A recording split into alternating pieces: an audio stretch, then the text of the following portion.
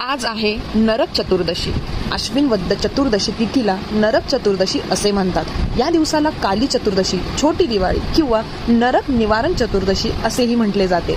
याच दिवशी भगवान श्रीकृष्णाने नरकासुराचा वध केला आणि 16 सहस्र राजकन्यांना त्यांच्या बंदिवासातून मुक्त केले. श्रीकृष्णाने असुरी शक्तीवर विजय मिळवला, म्हणून या दिवसास नरक चतुर्दशी असे म्हणतात. नरक चतुर्दशीला पहाटे उठून सुवासिक तेल, तिळाचे तेल आणि उटणे अंगाला लावून अभ्यंग स्नान करण्याची परंपरा आहे.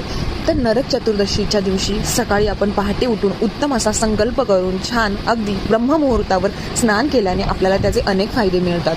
काही ठिकाणी याच दिवशी नरक चतुर्दशीच्या दिवशी पहाटे उठून अंगाला तेल आणि त्यानंतर उटणे लावून अभ्यंग स्नान करून तुळशीच्या रोपाजवळ कारीट नावाचे फळ फोडण्याची प्रथा आहे. डाव्या पायाच्या अंगठ्याने कारीटाचे फळ फोडण्याची परंपरा आहे. कारीट हे लहान आणि चवीला कडू फळ आहे. ते फोडून त्याची थोडीशी चव घेऊन फळाची बी कपाळावर लावली जाते आणि यानंतर घरी केलेल्या उत्तम अशा फराळाचा आस्वाद घेतला जातो. श्रीमद भागवत पुराणात अशी एक कथा आहे.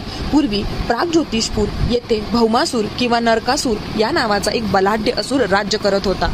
देव आणि मानव यांना तो फार पीडा देऊ लागला. हा दैत्य स्त्रियांना पीडा देऊ लागला. त्याने जिंकून आणलेल्या 16 सहस्र उपवर राजकन्यांना कारागृहात कोंडून ठेवले होते आणि त्यांच्याशी विवाह करण्याचा बेत केला होता. त्यामुळे जिकडे तिकडे हाहाकार उडाला. श्रीकृष्णाला हे वृत्त समजतात सत्यभामेसह त्याने नरकासुरावर आक्रमण केले आणि त्याला ठार करून सर्व राजकन्यांना मुक्त केलं. मरताना नरकासुराने श्रीकृष्णाकडे वर मागितला.